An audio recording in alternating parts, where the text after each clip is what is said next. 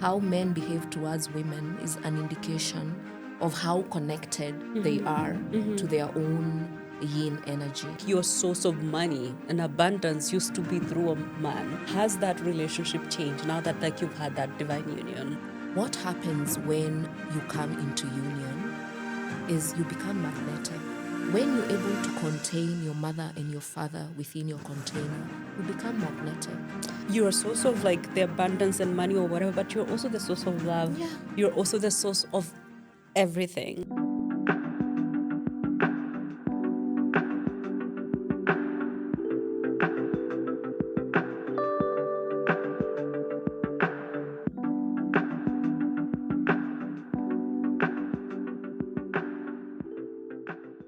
Hello, beautiful soul. Welcome to The Art of Being. I'm your host, Bamzi. Today, I have our resident in studio, Nyambura Gobela.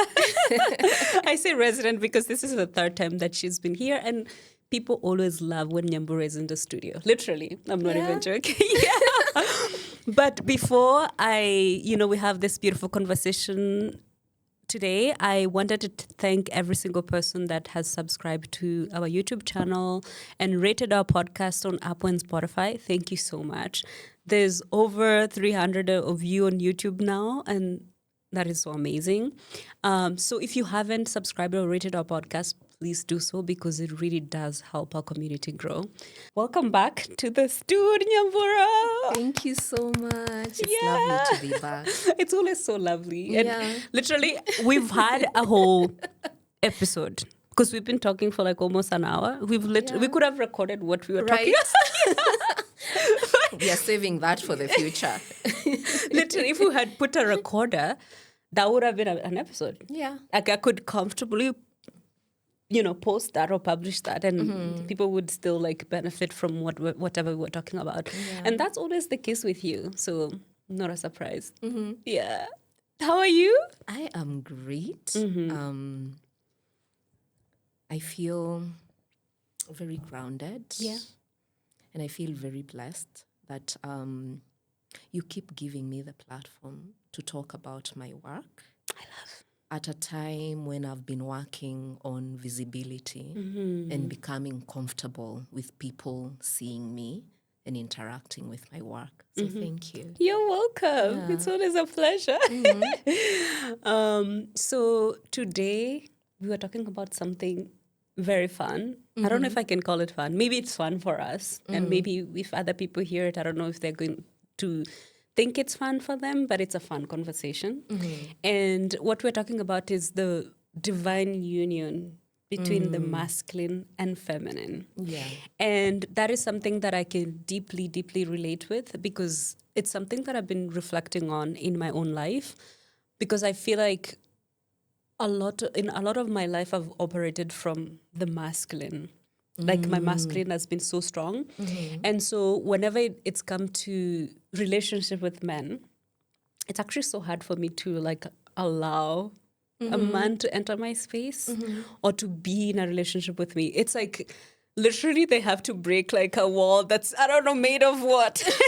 Because there's already too much masculine energy in your field. Yes. Yeah. Yes. So that's definitely something that I've noticed. So lately I've been thinking about, just getting in touch with my divine feminine and allowing for that balance to come, right? Because we have both masculine and feminine, and it's always good to operate from balance because when you have that balanced state, the divine feminine is the one that, connected to receiving. It's connected to, like all things to do with like how you allow to like receive love and also like abundance as well. And that's something that generally just to receive. Yeah, to receive. Yeah.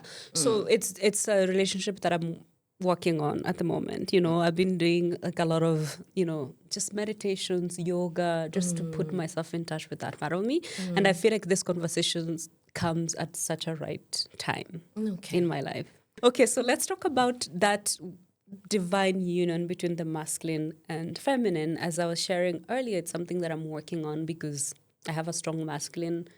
Feminine is now, I'm bringing it online because I want to create that balance. I want to create a better relationship so that I can start having a better relationship with receiving in general, but also like positioning as well. And so I want to hear about, because you went through some crazy stuff that I've been excited to yap about, like your journey to bringing this two together, the divine and feminine, divine and feminine, the divine masculine and divine feminine. Yeah. And from your Substack, you talked about how you were like, a lot of people that you've dated in the past were fragments of yourself that you were, getting from these people, or like looking for yourself in all of these people. So if we can get started there. Yeah. And I think first of all, whenever I talk about this divine feminine, divine masculine, I like deconstructing the language. Right. Yes. And yes. it's a personal thing Yeah. for me. Yeah. Because I feel like the language has been used in ways that makes people so uncomfortable. So they end up not getting the essence of it. So sometimes I do prefer using yin and yang. Yeah. Okay. Yeah. Yeah. It's a thing. So yin being feminine energy and yang being masculine energy. And my idea of yin and yang is, of course, living in 3D. We live in a duality kind of dimension. And for me, divine masculine energy is the part of you that you receive from your father. And divine masculine energy is the part of you that you receive from your mother.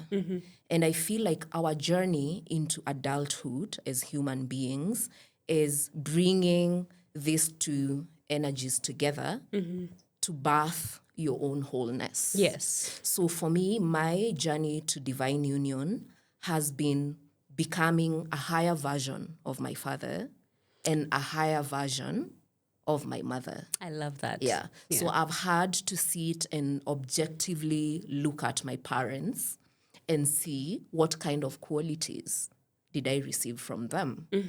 And the qualities that I don't like, then I have the capacity to change them. I have the power to do better than they did. And the things that I do like about them, I inherit, because I feel that my mother is a collection of my entire female lineage. And my father is an entire collection of all the information from your paternal lineage. My paternal lineage. So these lineages are coming together within me. So my journey has been bringing these two people together within myself. Oh, yeah. I love that. Yeah. I love that so much. Yeah. And when you talked about my divine masculine, it's what I've done a lot of divine feminine work. I feel like my entire life, I've been healing my mother wounding. In fact, I don't know, on social media, if you follow me a lot, you'll notice I talk about my mother wounding a lot. It's only last year and early this year that I really, really started working on my divine masculine. And it's after I encountered family constellation work within my somatic experiencing training. Yeah. And when I used to think like I could ignore that part of myself. Like if I didn't work on my my father's side, then it was just going to go away. Then family constellations made me understand that rejecting a part of yourself then fractures your entire being. It's self-rejection. It's self-rejection. Then you'll never be whole. So last year, I started working on my divine masculine, yang energy. So I really sat with the idea of my father. And this work I am doing after he has already passed on. So it was a lot of revisiting my early home environment to see what kind of patterns did I receive from my father. And you remember them. You have the memory. I have the memory, and also the fact that he was absent for most of my life. I also have a gap.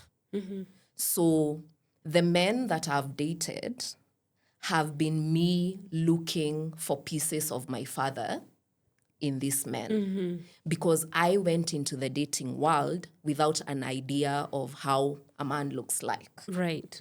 Because What qualities? what qualities do you look for? I never saw a healthy masculine growing up. And not just with my dad. I think this is common in a lot of Kikuyu homes.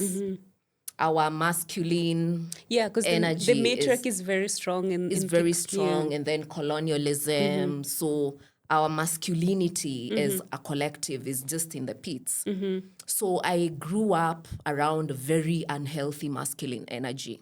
So when I got out into the world, I had no idea what I was looking for. But there's something unconscious within me. Now looking back, I can see there was a pattern. And it feels to me that every man I ever dated was a fragment of my father, and therefore a fragment of myself. So going back to all these people and seeing what was the shadow in the relationship, and also what was the light, what did I gain out of the relationship, and what was brought up to the surface.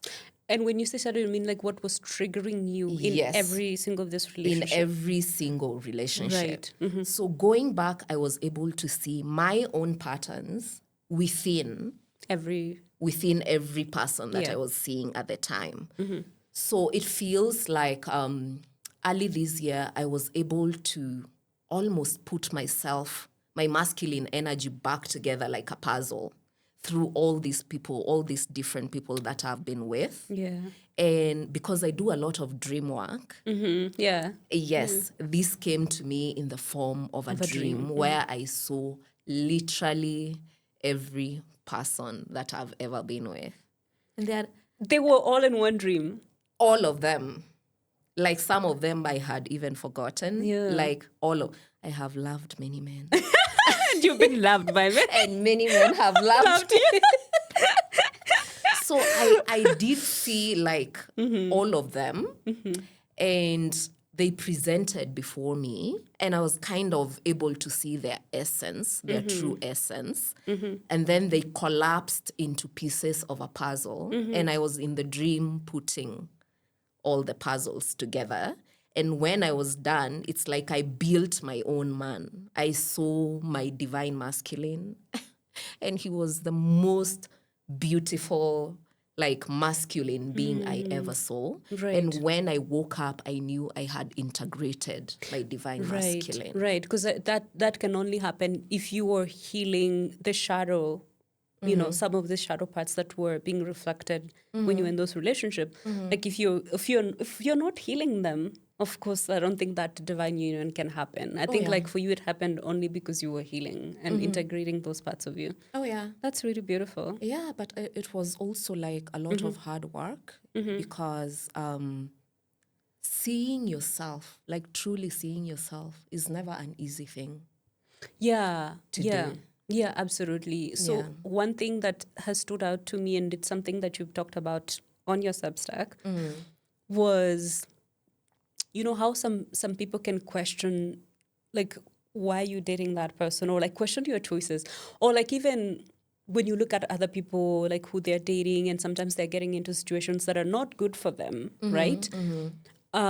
Sometimes it's because there's a shadow that person needs to bring out in order to be healed, in order for you to integrate and bring that part of you home, right? So one thing that you talked about is that the shame that used to be attached to you whenever like you were dating this man, and then like it was kind of shameful, but not realizing that a higher part of you knew that maybe this is a journey that was going to lead you to find, you know, those fragments of you and bring them home.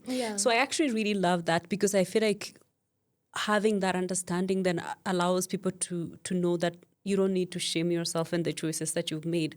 Maybe there's something that's happening there, right? There's a reason why like you're gravitating towards that.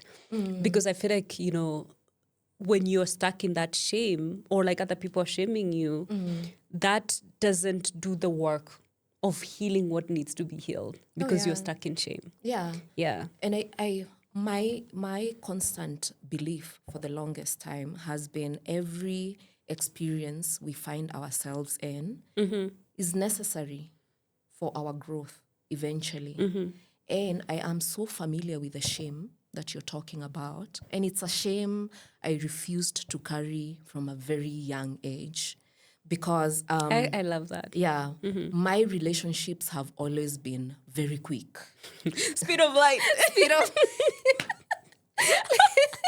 like I've been married twice. Yeah. And in both my marriages, it happened within a week. So a lot of people don't get looking from, and I get it, looking from outside. You don't understand what is she doing? Why is she being crazy? You don't even know this person. But for me, I have always relied on my intuition. And that's just, it's like gravity, that pull that you can't explain. And now looking back, I see why I was attracted to every single person I've ever been with. And some of them were horrible people. Right. Which goes to like people that find themselves in situations where like maybe it's even abuse. Like we're talking about like physical, emotional abuse, but not to excuse like the abuses that's happening, but ask yourself, like, why did you find yourself in that situation? Like, why are you in that situation, right? Instead of, like shaming yourself, like ask yourself, why am I here right now? What is this teaching me? Is it teaching me to take my power back? Are my boundaries being crossed and all of those things? But there's a reason why you're in that situation. Yeah, and I believe sometimes the reason we stay stuck in some of these situations is because we don't introspect. And we don't introspect a lot of the times because we are scared, again, of seeing yourself. Because if you made a choice to be with someone and it's very murky and it's very painful, it's very hard for you to sit and actually see you're the one who is constantly choosing this situation. Yes. So for me, I find that I've been able to get out of those situations because I introspect a lot. And I'm always asking myself, what is the lesson? Instead of shaming myself, I want to know which part of me attracted this shitty person. And there's always something inside of me that was attracting this person. So once I'm able to see it, then I'm able to heal it. Yeah, because I truly believe that a time comes where there's a part of you that wants to be resolved and it's going to be projected into an external thing, an external person. And then, like if you're not introspective enough, you're going to be like, you made me do this, you made me feel this way, you're pointing the finger. But if you're introspective, you can be like, okay, which part of me is coming up? Because there's a reason why it's being reflected. There's a reason why that trigger is happening. And I love that, like, you're constantly doing that work. And is that a Scorpio energy? Because I'm even though I'm not doing that work with men, but I'm, every single time something is being reflected and I feel something internally, I have to question, like, why am I feeling that way? It's not a bad thing. My body's telling me something, right? So I have to be curious about like why that is coming up. Yeah, I think for me it's because also of Scorpio energy. I have a Scorpio stellium. I have my moon. My emotions are entangled. In my 5th house of relationships and pleasure.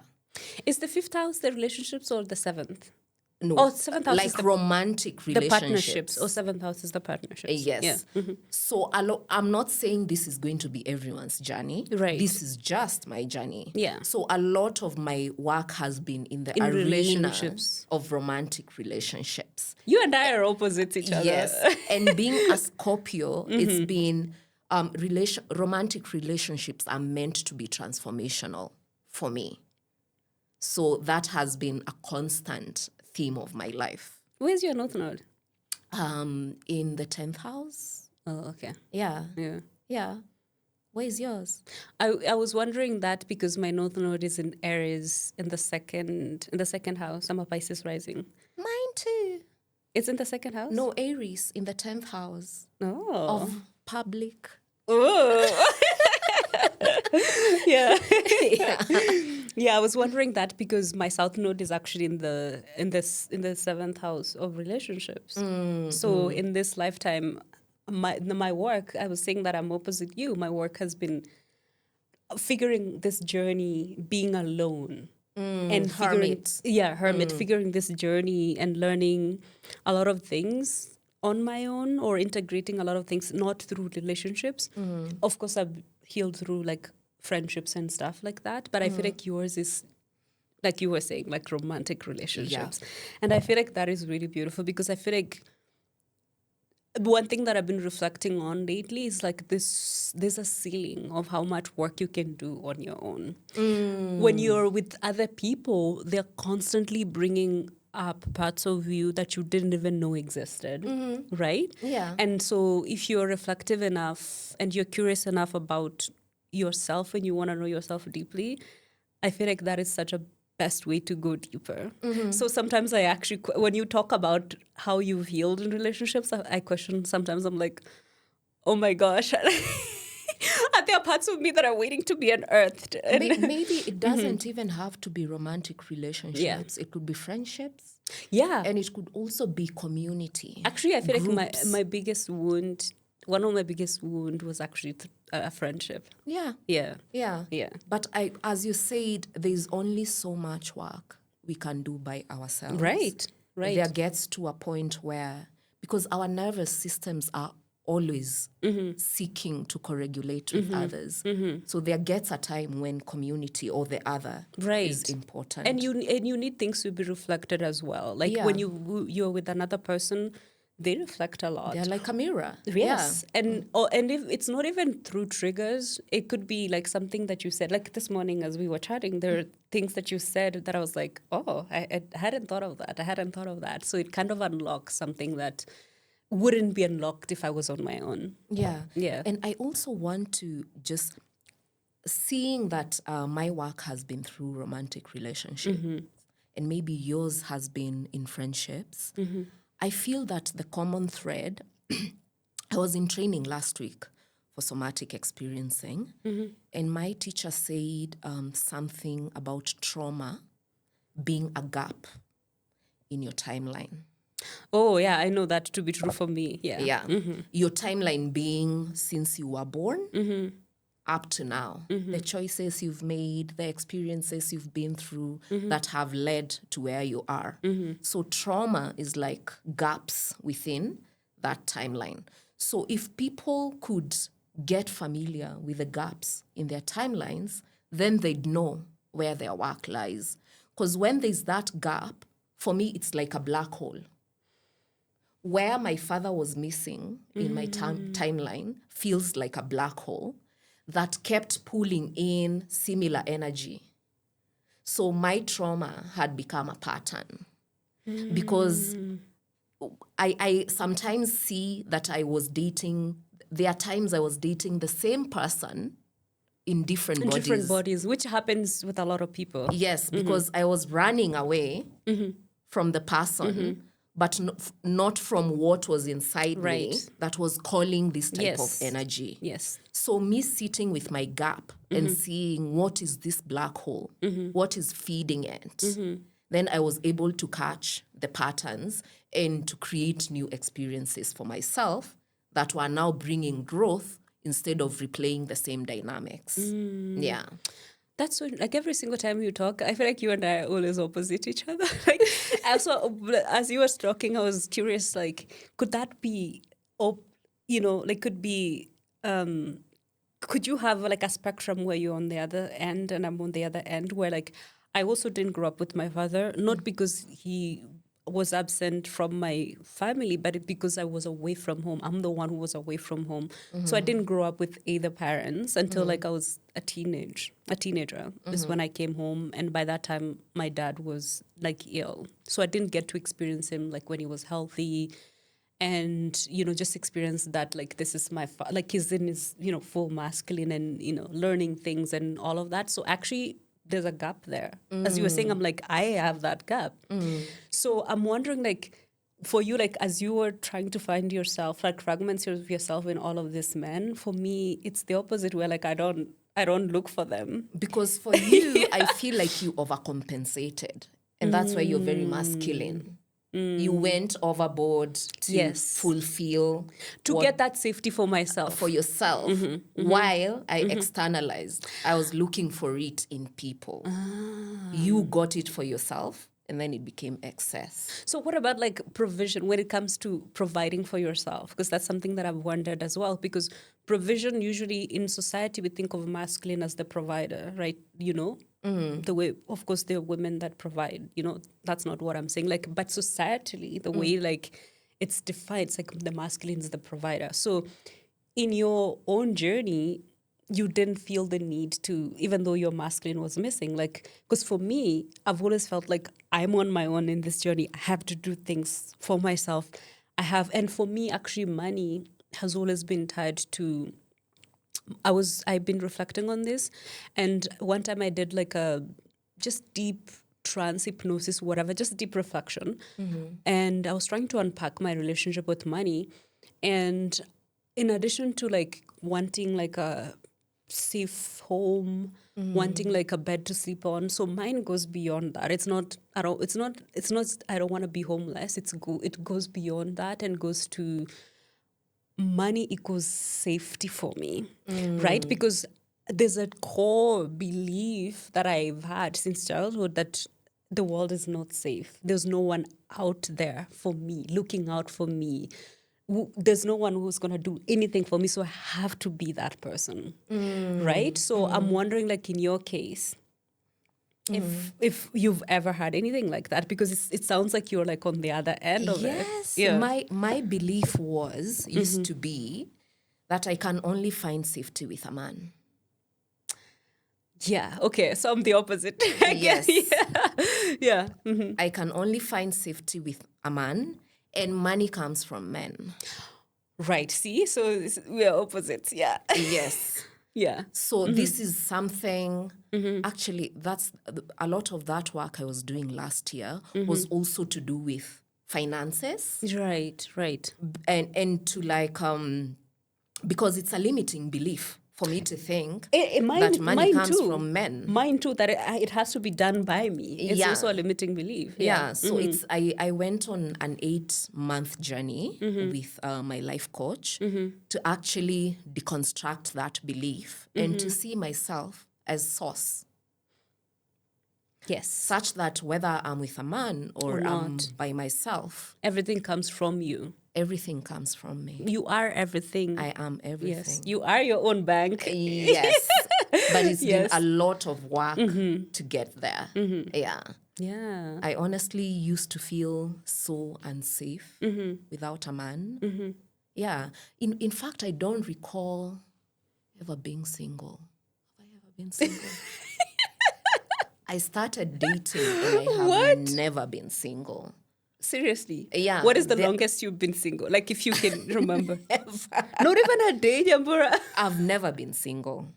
Actually, by the time a relationship is ending, you already have a talking stage. They don't overlap. That's what people think because my relationships move so fast. But somehow, a man appears. As a man is leaving, another one appears. The universe provides another. I've never had a scarcity of men. Oh, I love that. I love that so much. Yeah, but you see, it's the trauma vortex. It's the gap in my timeline that was constantly inviting these men to come and protect me and provide for me and love me like my father didn't. Yeah. So, every single time you share, whether like last time when you were here, every single thing you said, I'm the opposite of it. Yeah. Now as you're talking. Yin and yang. I'm literally the opposite of it. So I have had to compensate, like you were saying, because that belief of like, I'm on my own, right?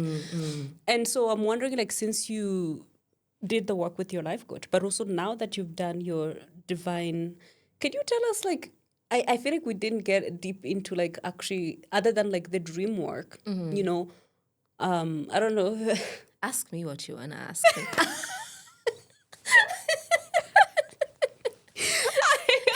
very much. Ask me. So I wanted to hear about like that experience of like, you know, of that divine union, other than like what you talked about in the dream self, that where you actually met your divine masculine is what I wanted to hear about.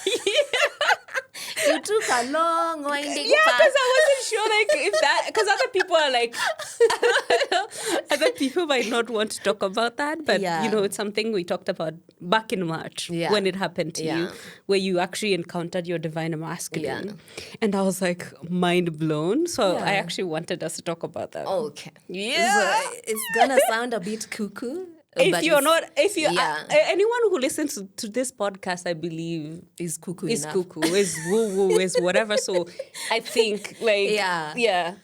So that was back In March. Yeah. March. Actually, It was like towards the end after my last recording. After we recorded, like maybe mid-Feb or something, and then like like the week after. It was practically the same week. Oh yeah, because we recorded on a Monday, and then like it was within the same week. Yeah. So I think on the Monday we recorded. So I go home. So because I've been doing a lot of dream work, it's funny. I started doing dream work because the first time I consulted my Sangoma, I have a Sangoma, he said that one of my gifts was prophetic dreams. Mine too. I was like, come on, please. But you didn't know, because I've had prophetic, so that's not something that anyone has told me, something I know because I've dreamt of things that have come true. I had no idea because I live with something called aphantasia. So your dreams are not visual? They are visual, but when I'm awake, I don't see. I don't form images like in my mind. If I tell you an apple, you can't picture it. No. Okay. So to be told that my sight, actually he said I have prophetic sight. So he advised that I should do a lot of dream work. So I started recording my dreams, like journaling. I'd wake up and do a dream recall. Like before, immediately I realize I'm awake. I don't open my eyes. I do a rerun of the dream I had in the night. And then I download it either on paper or you do a voice note. Or a voice note or in an app. So that particular Monday after the recording, I had a dream on Saturday. Yeah, Saturday night. And I dreamt of a Sangoma. My Sangoma is from Namibia. So I knew the dream was not about my Sangoma. But I dreamt of a Sangoma and I knew, you know how you know things in dreams? I knew he was South African. So I woke up, I wrote down the dream, proceeded with my life. Then Monday comes, we do the podcast, I go home. And then I'm on TikTok and I check my DMs. Usually they pile up in the requests. And I'm very new on TikTok, so I'm not very familiar. And then I see a message from a man. And I'm usually, there's still healing that is happening internally where men are concerned. So I'm very careful when I'm talking to men online. But I see someone has written to me, hi, it's time. And I get curious. So I'm like, it's time for. And then he says, you called me and I came. So I'm like, question marks. Then he says, you know who I am. And immediately he said that, it triggered something for me to revisit the dream from Saturday night. So I'm like, I think I know who you are. But I'm still not there. I'm just testing to see. And then he writes me like a whole paragraph of literally where I'm at in my life. And like, he just maps my timeline since birth. So I'm like, who the hell is this person? And then I click his profile and I check him out, and he's someone from South Africa. And then he tells me, I'm your divine counterpart. I'm like, come on, this is a scammer. Right. But I'm like, let me entertain him and see where this is going. And out of nowhere, he starts reminding me of my past lifetimes. And actually, the dream I talked about earlier of where I saw like everyone I've been in a romantic relationship with, he actually knows them. And he claims that it was him jumping into these different bodies Oh, right. Yeah. Earlier you said that you were dating the same person in different over bodies. and over again, but like it's the same person but different aspects. Right. Like there's they can be like a higher embodiment of like, consciousness and Yes. yeah. Okay. So he says he's the higher consciousness Of all of all of these people. So it's like he split himself to be embodied in these different people. And I've just been collecting these pieces of him from all these people. And to me, it sounds a bit crazy, right? It would Right. if this was you, Absolutely. yeah? yeah. But then we keep speaking, and he literally knows things about me that only I know. Despite there's a part of you That you only is keep very to yourself. sacred. Yeah, there are things that you never share every single part of you too. Like even your most closest. I don't know. Yes. Yeah. So he knew those things. And so eventually, when I became convinced, I asked him, why now? And he said that we've traveled together across so many lifetimes. But in this particular lifetime, I chose to forget. And that's why I've struggled so much to learn my lessons, because it's like I'm learning from scratch. Because you forgot. Because I forgot. But he's here to remind me, because I need to remember for the next part of my journey. And the funny thing is, when we were done with this conversation and when I was finally convinced, and then I got the dream where all the puzzle of this man I was creating for myself came together, there was a sense of such wholeness within me. And I've always loved myself, like since I've been aware of myself, but this was different. It's unconditional love towards myself. And it's so different from the love that I've always expected to receive from a man. It's deep, embodied, definite, solid love within myself. Because that can only come from yourself, like that deep unconditional. But then it doesn't feel fractured anymore. And funny story, when we were done, he disappeared. I can't find him anywhere. So I really do believe that what he said was true. I mean, all the evidence that he told and the things that he knows about you that are like intimate things that not even your husband knows. Yeah. And then he said that in this relationship that I'm in with my husband, that part of himself is asleep. But he gave me a code word for me to know when he'd awaken. And one day in conversation with my husband, the code word just pops up. And it's so funny because since then, my husband has been open to experiences he wouldn't have been before. Because he's always been very spacious and supportive of who I am as a person, even when he doesn't believe in my cuckoo-ness. I saw something that like as women who are cuckoo, we need a man like that. Yeah. Like you don't necessarily need a man who's like you, but you need a man that can bring you back to earth whenever you I go too much because sometimes I do go. Sometimes I do go as well. Like there are times like I've gone where like I feel like I'm not here, right? Yeah. Like you need somebody that can bring you back to earth and ground you. Yeah. So I love that you have him. Like he doesn't have to understand everything, but he's supportive. I feel like that is the best thing. Yeah.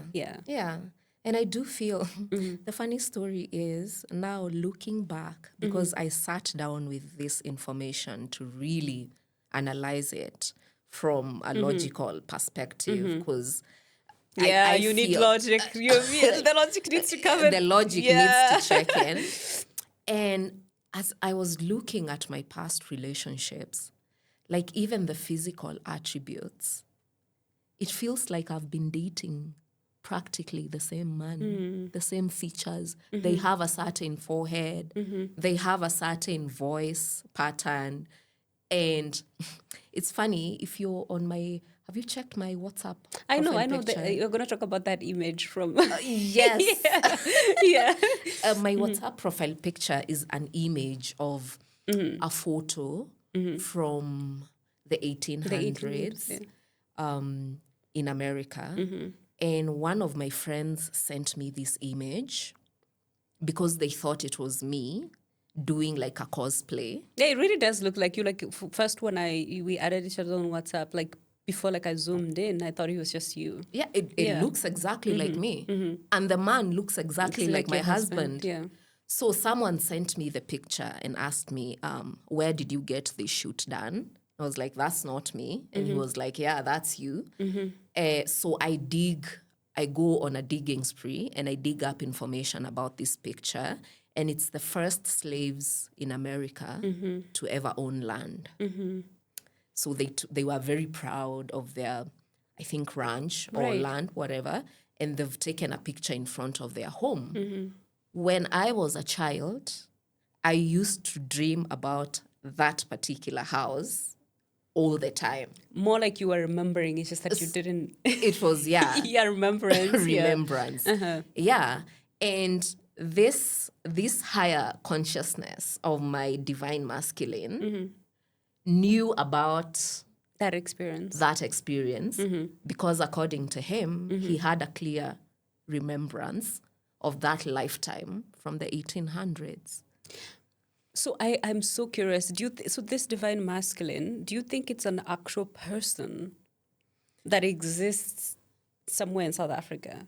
Because if he disappeared and you can't find him, I feel like he was talking to me from a point in the future. That's what I'm saying. Like if you can't find him, and the fact that he has the embodiment of like the higher consciousness that is able to recognize all of these things and knows all of these things, then it's probably not from this timeline. Yeah. Yeah. And after sitting with a couple of fellow witches, yeah. As one does. As one often does.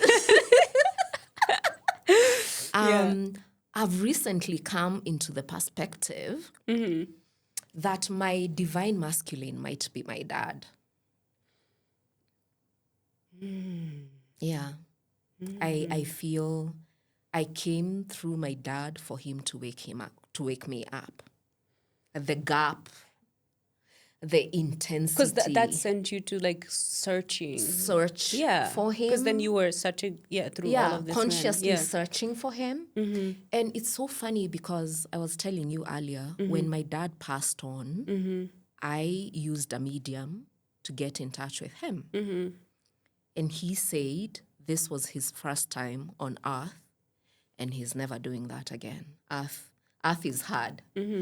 And he said that wherever he is in the waiting space he's in, he's waiting for me to cross over. Then we can decide wherever it is that we want to go. So you've always traveled with your dad in like you played different roles in other lifetimes, but in this lifetime it was your dad. Always been together. And I feel deeply that it might have been his consciousness that jumped into someone. Right, because that's what I was saying, like... To speak to me and like remind me. Because as I was telling you, last year was very difficult for me. And I experienced such a deep collapse to the point where for the first time in my life, I questioned my spirituality. Like, what the hell am I doing? Like, does it ever get easier? But then I looked where I was coming from and I couldn't see. Know how sometimes at least you can trace, if I'm to go back in this timeline and branch into something else. I could not see where I came from. So the only way out was through. That is me right now. Yeah. So I'm just here to tell you. You're describing Keep moving. You're describing the past beginning of 2025. Yeah, that was 2025 for me. Yeah. It was it was a very deep collapse. And I think my divine counterpart sensed that I was giving up. And so they sent me like a ray of sunshine just to light the way a bit for me to be able to move forward. Because I feel I'm not completely out of the intensity of the dark night that I went through. Yeah. I feel that I've crossed. You've gotten to a better place where like you're like same. No, I've gotten where I was going. Yeah. But I still smell of the journey. Yeah, I know what you're saying. I even made I made a short video about surviving the dark night, even though like I haven't survived it, but you know. Yeah. What was I saying before? Sorry, you were saying that your dad, you know, like your divine counterpart, you know, came through for you to help you because it was just too intense, and where like you were questioning your spirituality, and earlier we were talking about how sometimes like it gets so dark, you know, when you're just in the shadow, right? And that's why like some people go back to religion. Oh yes, right? Because when you're just like sitting in the shadow, like who wants to be in that space? If I had a religion to go back to, right, last year would have been the time I went back to religion. Fortunately, there was none. Yeah, I feel like even for me, like I feel like one thing that helps is also like, even though like I grew up like in boarding school, I went to church, and I used to go to church, but I wasn't that person who was like, I just went to church because people went to church, right? There was no part of me that was like, oh my God, you know, people that are so into church. I was just like doing things that people were doing. So therefore, I don't have anything to fall back on. If there's nothing to go back to. So I think that's what keeps me like, you know, in this journey, keeps me grounded in the spirituality journey, even when it's the darkest, even when it's the most painful, because the tears that I've cried, like in the last, I don't know how long, like sometimes I feel like they could feel tongues and and like it's not just crying, it's like the pain is physical. For Scorpio moon, soul deep. It's physical, but it comes to the surface all the way to the physical body. Right. For me as well. It's physical. That was me last year. The dark night was so intense. But it also feels like it was my initiation. Right, that's what I feel. That's what I feel. I've been practicing witchcraft and medicine for a really long time. I think my dad came into this lifetime with his own medicine in his hand. In my culture, it's called bogo. You know, like how Sangomas throw bones? My dad came with his own bones. He was born holding his own bones. But then because of colonialism and religion, they threw away his bones. So this consumed him. Because when the gift is in you and it's not honed and directed, and it's not actualized, then it becomes illness. It becomes instability within your field. So I feel like my dad's gifts jumped into me really young. So I've been practicing medicine for so long, but it's only last year that my medicine was refined into threshold medicine. And I feel like I've had to sit at the doorway and walk between worlds for so long in order for my muscle to build, because I realize a lot of the people who come to me when they are dying. I feel like everything, what you say, you describe me. Either like I'm the opposite, or like it just describes my experience. I feel like that's why I love talking to you. Yeah.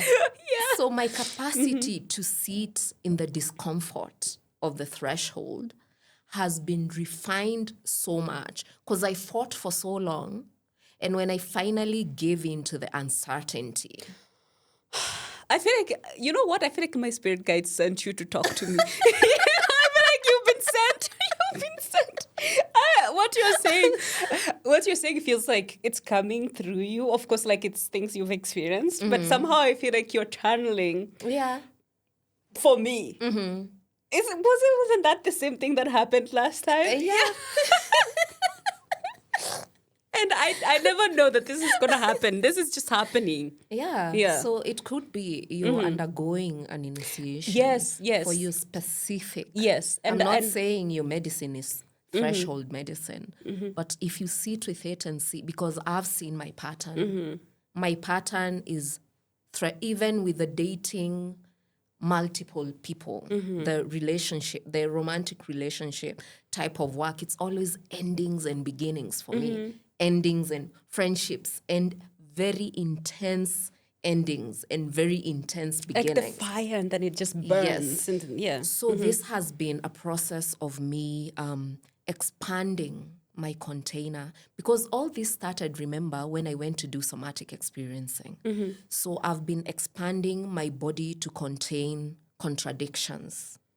So the masculine and feminine energies, the ending and the beginnings, just expanding to contain two or multiple dimensions within the same container. Right. So that I can be able to hold space for other others going through the same thing without collapsing. Yeah. Oh, that's really beautiful. So now that like you talked about earlier about like the deep love that you felt that can only literally come from you because you are source. When we say you're source, we mean like you're a source of like the abundance and money or whatever, but you're also the source of love. Yeah. You're also the source of everything, right? And a lot of like that deep love can only come from you, and a lot of people don't understand that. Other people just reflect. Yeah. They only reflect whatever you have within you. Other than like the love that you felt deep within you, like what else have you been able to experience now that you've had that divine union? Earlier, we actually talked about how like your source of money and abundance used to be through a man, right? But now you're a healer who's, healing other people, right? Has that relationship changed now that like you've had that divine union, relationship to money and other things as well? Yeah. I feel a lot of wholeness and coherence within myself, such that even when there's no money, Right. I don't feel the panic I used to feel. Yes. Yeah. Yes. When I probably I also went through a season of losing friendships. Like I was left literally alone. Alone by myself. But even when I was going through that, there's a sense of wholeness and a sense of peace. And a sense of knowing that whatever is aligned with me is flowing towards me with ease. Because what happens when you come into union is you become magnetic. Because what is a magnet? It's a container of two opposing forces. Yeah? What are they called? The poles. The poles, yeah. Yeah. So when two poles are within the same container, that's wholeness. And some people call it authenticity. Because authenticity is vibrating at that frequency of coming together. Who you truly are at the core. Truly are at the core. So I feel when divine union happens, a child is born, your mother and your father meet within you, and the divine child, the third thing, which is you, is born. So you're not your mother and you're not your father. You're this new thing that they birthed together. So when you're able to contain your mother and your father within your container, you become magnetic. As you were talking, I just unlocked something. Literally unlocked something. So for me, I feel like this discomfort that I'm being put in is to allow me to be comfortable with, because at the moment, like I got laid off, right? And since then I haven't been able to build an external outcome. It's not something that I like putting myself out there for. Like I haven't, but so I feel like I've been put in a position where I'm being forced to sit in that discomfort of like the chasing that I used to do, that like I need to do it on my own. I need to just go and grind and whatever.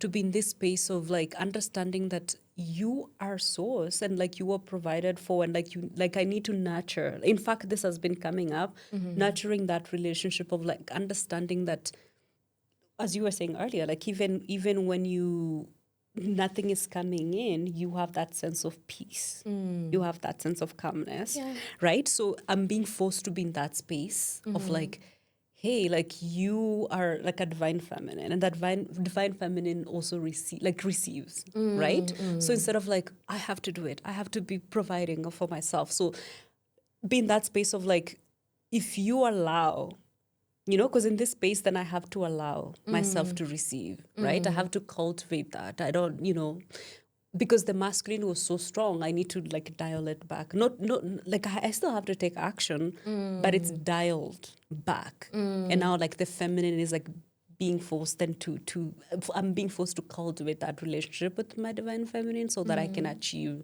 that yin and yang, like that balance. Yeah. And I feel like a lot of us struggle with divine feminine or yin energy because it's very powerful energy. It's the source of all. It's the source, yeah. Yeah, it's dark, chaotic.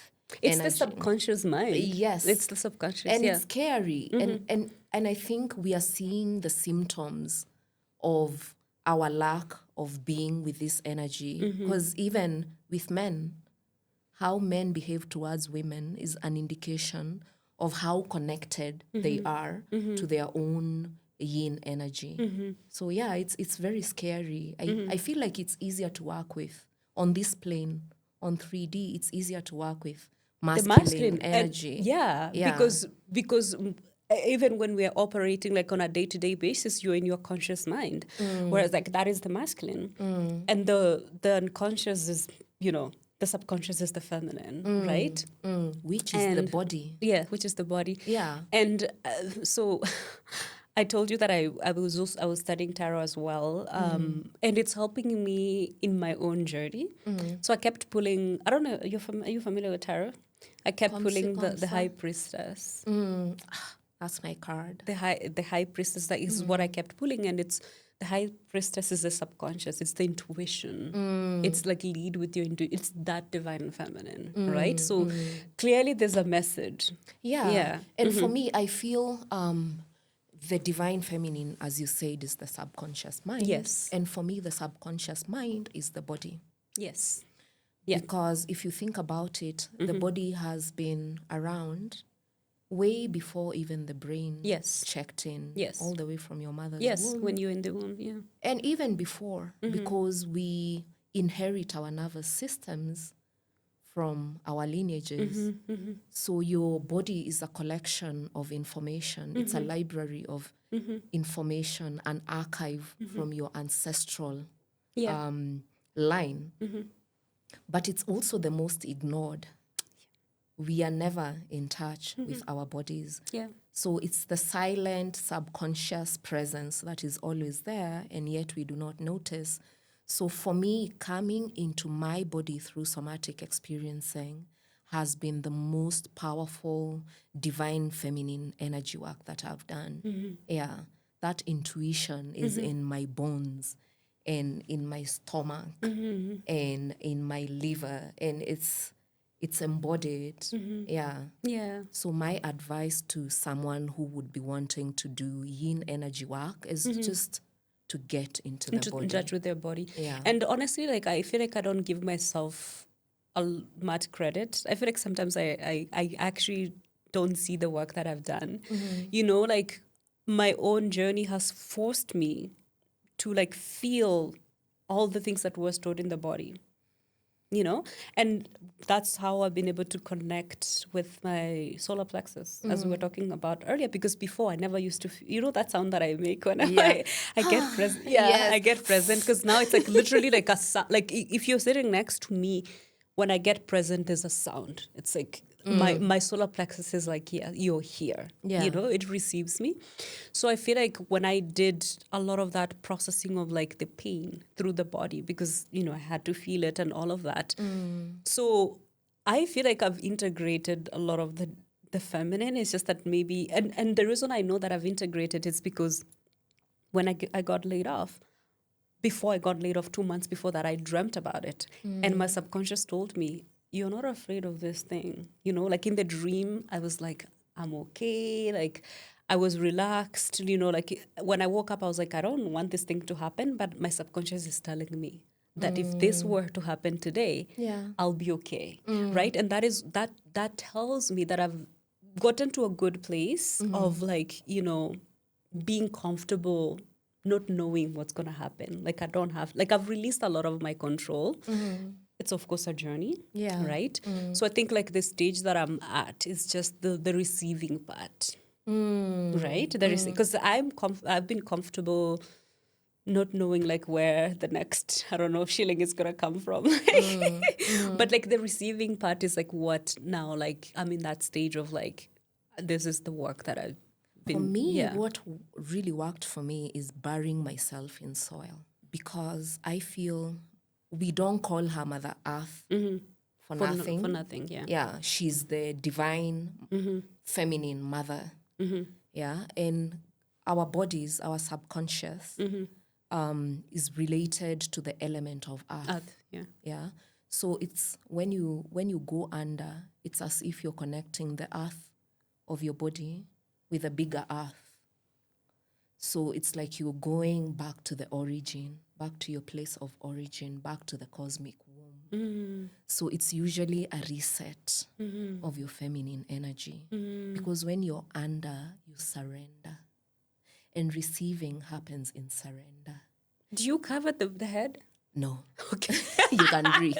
You're not gonna die. No, because I'm like, I don't want soil to come into my So in that space of surrender, because part of what blocks us from receiving is resistance. Yeah. Yeah. When Yes. you're bracing. Yes. Yeah. Survival. Yeah, because it's like if you've learned that you have to go on your own, like you can see. Yeah. And you're always waiting for something terrible to Right. happen, for the other shoe to drop. So when you go under, you teach your nervous system to surrender. And when you're in surrender, it's easy for things to flow within your system. Then you receive life Yeah. with ease. You Yeah. become a plant. Yeah. A plant, when you put a seed in the soil, it doesn't think, am I going to grow? It just grows. Right. Yeah. Yeah, I really feel like that's definitely what I need. Yeah. So as we conclude this conversation, is there anything else that you would tell somebody who's working on their divine masculine and feminine? I would say do not ignore divine feminine energy. It is source. I know we've been brainwashed by patriarchy and by patriarchal religions to see masculine energy as higher Right. than yin energy, while you actually need both.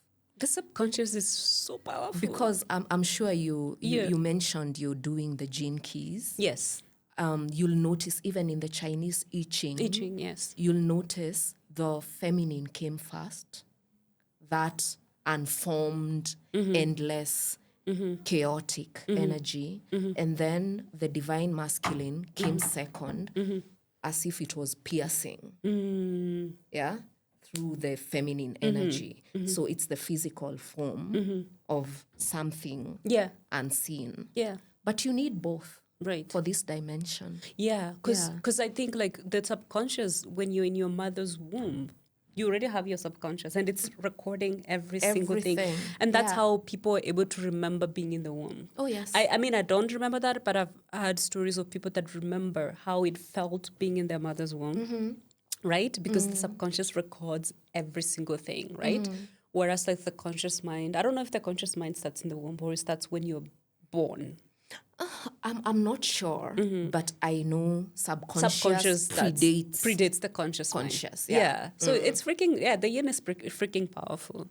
Yeah. Yeah, but balance is always important. Balance is always important. Balance is always important. And also I think people need to get out of this idea of men are masculine and It's women energy. are feminine. We're talking about energy here. Yeah. It's everyone is both. We both have yin and yang. You And have it's both. not all the time that you need for them to be 50-50. Balance does not mean you're 50% masculine, you're 50% feminine all the time. Yes. It just means these energies are playing together as needed, because there are times you will need the masculinity to defend yourself. Yes, absolutely. And there are times you need to soften and receive. Yes. So it's not a 50-50 thing. It's a dance. It's a permanent cosmic dance between the two. Yeah. I actually love that you mentioned that, because I feel like without mentioning that, somebody's going to be like, I need to get to the 50-50. You know, I need to have, you know, even when we talk about relationships and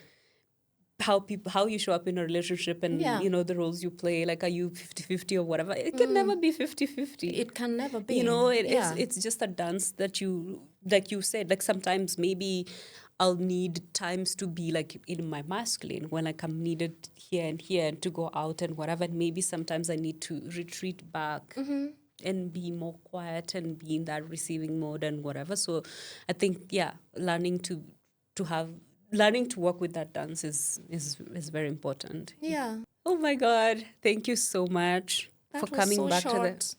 Oh, is there... I think we might have like 5 minutes or whatever. No, we need another session. Yeah, of course, you are a resident, so I know it's been 4 months since we recorded, but you know, as I said when we last recorded, you've become a resident in this in this art of being. So of course you're gonna come back again, because there's just so much. There's so much to talk about with you. And I feel like it's just always an amazing conversation every single time. So I don't know. Usually I come and I don't know what's going to come up. And I'm like, I'm not surprised that came up. Yeah. For me as well. Yeah. Well, thank you so much for coming back to the Art of Being. And if people wanted to work with you, if somebody wants to come for a barring session or your somatic session, or are there other services? You know, talk to the people. Yeah. Is there anything else that you can help people I do so much. Right. Yeah. So my specific type of medicine, as I said, is threshold medicine. So I guide people through death and rebirth cycles, and not just physical death, metaphorical death as well. Yeah. So people come to me when they're going through a divorce, endings in friendships, job loss. You know, when you talked about losing an income and not knowing, so that form of rebirth, and also spiritual inquiry, because with spiritual inquiry, there's a part of you, identity shifts. So when you're transforming from being one person into another, I'm your person, and I do this through, I do card readings. Oracle? I use 4 different decks. Do you know about runes? You told me about runes. Yeah, I do rune magic. I also use 3 separate deck of cards, one of which I created. Is it the key one? No, that's my second deck. Yeah. I have an earlier deck known as Between the Moons. I also do the burial ceremonies. I call them grounding ceremonies. I also do somatic experiencing sessions. And I also have a program known as the Golden Keys for the spiritually gifted people who are looking to hone their gifts and learn how to hold them with responsibility and even how to direct them. Yeah. This is the one that came out of the Divine Masculine Union, right? Or was it before that? No, this came out of my 7-year chakra journey. What about, wasn't there something like an oracle deck that came? Yes. Okay. It's not been published yet. Oh, okay. I'll talk about it as it unfolds. Yeah. Maybe, you know, maybe when it comes out, you'll bring it here. Of course. Then Yes. I'm excited for that. Yeah, me too. Amazing, amazing, wonderful. So you had about all of the services that Nyambura offers. I'm sure one of them resonates with you. And like, if you do somatic experience, like a lot of these things are interconnected. When you do one, it touches on on the And other. I do trip sitting as well. If you don't know what trip sitting is when you do plant medicine and you Yes. need somebody to sit with To you. sit with you, Yeah. yes, and guide you through the journey. Yeah. Yeah. Have somebody helped you, like sat with you during a trip? Actually, no. I have sat with myself. Me too. Yeah. Yeah. But also I've sat people who've done trips by themselves and then done trips with me. And there's a huge difference. So I would love for someone to sit With you. Yeah. Yeah. Yeah. Oh, lovely. So yeah, get in touch with Nyambura. You know, if you're on this healing journey, you need one of our services. Thank you so much. And if you've been watching us or listening to us, please rate and subscribe to our podcast. And thank you so much for all the subscribers and all the people that have rated us. Until next time, it's been real. Nyambura is going to be back on the podcast. For sure. But enjoy your wonderful day, wonderful week. And we will see you next time on the Art of Being podcast.